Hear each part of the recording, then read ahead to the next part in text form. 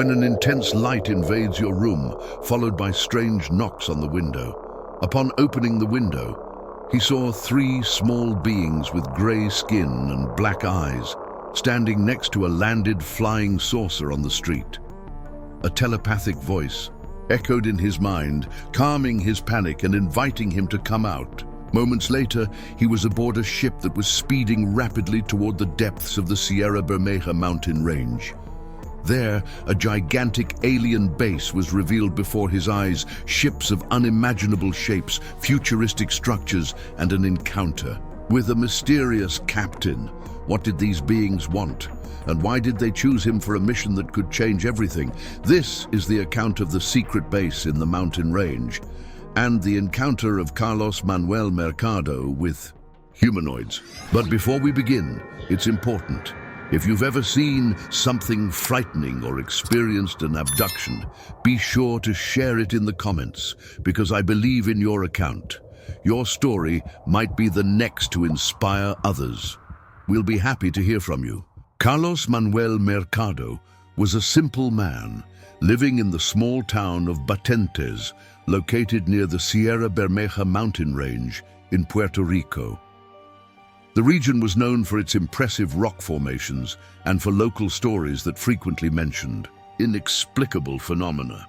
But for Carlos, these stories were just myths told to pass the time on hot and sultry nights like the one he was about to experience.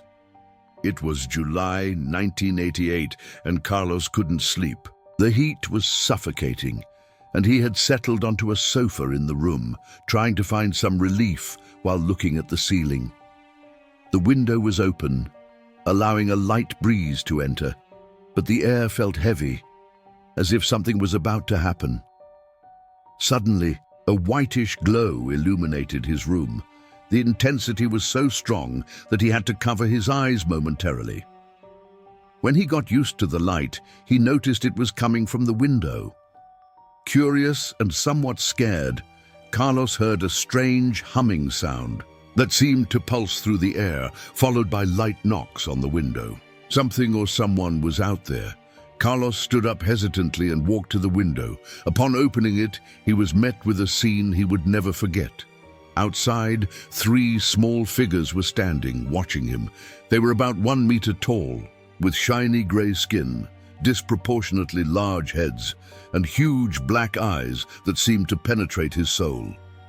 Instead of ears and noses, there were only small openings, and their hands were thin, with long fingers covered in protrusions. Despite their peculiar appearance, there was something almost human in their posture. In the background, on the street in front of his house, Carlos saw an object that looked like a flying saucer landed. The ship emanated a bright, pulsating light, with colors that changed smoothly, creating a hypnotizing spectacle. For a moment, Carlos was overcome with panic. The creatures were unlike anything he had ever seen, and his mind desperately sought a logical explanation. But before he could react, a calm and comforting voice echoed in his mind. It was as if someone was speaking directly to his thoughts, telling him not to be afraid. Almost instantly, the fear gave way to a sense of calm and curiosity. The voice asked Carlos to open the door and come out. Despite his initial hesitation, he felt a strange trust in the beings and decided to obey. Upon opening the door, the creatures approached and gently held his arms, leading him toward the ship. As he got closer, Carlos was able to observe more details of the object. The ship had a shiny metallic surface with colorful lights around it that seemed to pulse in harmony. He was taken inside the saucer, where a surprisingly spacious environment awaited him. The interior was lit by an intense white light, but not blinding, and the walls seemed to be made of a silvery metal that softly reflected the light. Inside the ship, Carlos was led to another being, different from the three small ones who had found him.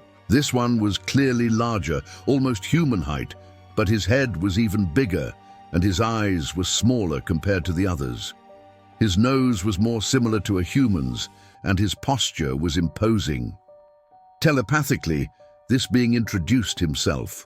as the captain and doctor of the ship.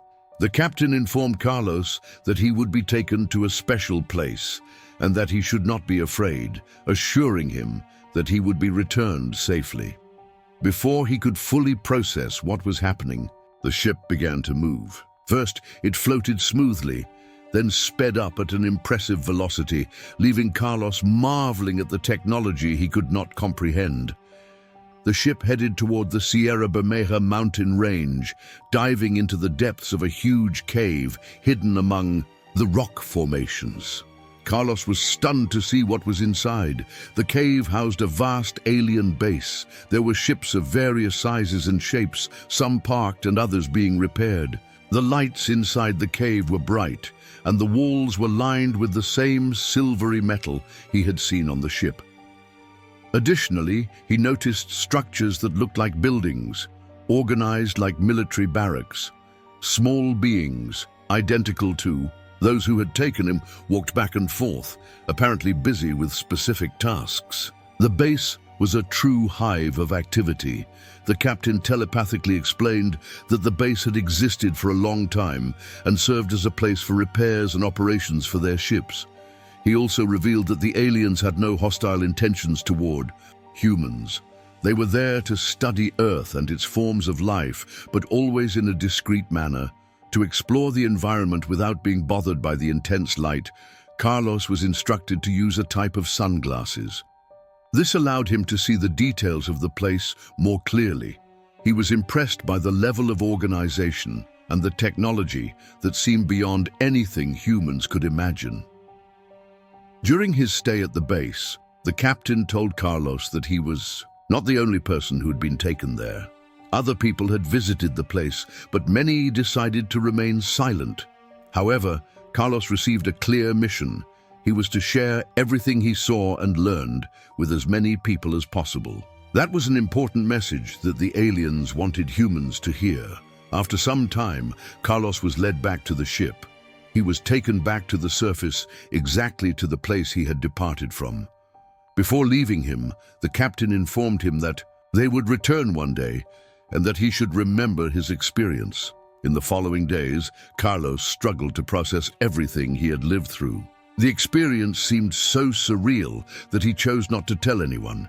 He kept everything to himself, fearing that people would consider him crazy. Years later, on an ordinary night, he and a friend spotted a huge triangular ship in the sky. It was being chased by two military planes, and the event brought back all the memories he had tried to suppress. It was then that Carlos decided to share his story with UFO researcher Jorge Martins. He detailed everything that had happened that night in July 1988, including the visit to the alien base. Carlos Manuel Mercado's story remains one of the most intriguing accounts of extraterrestrial contact. For many, it is proof that we are not alone, and that perhaps there is much more happening on this planet than we can comprehend.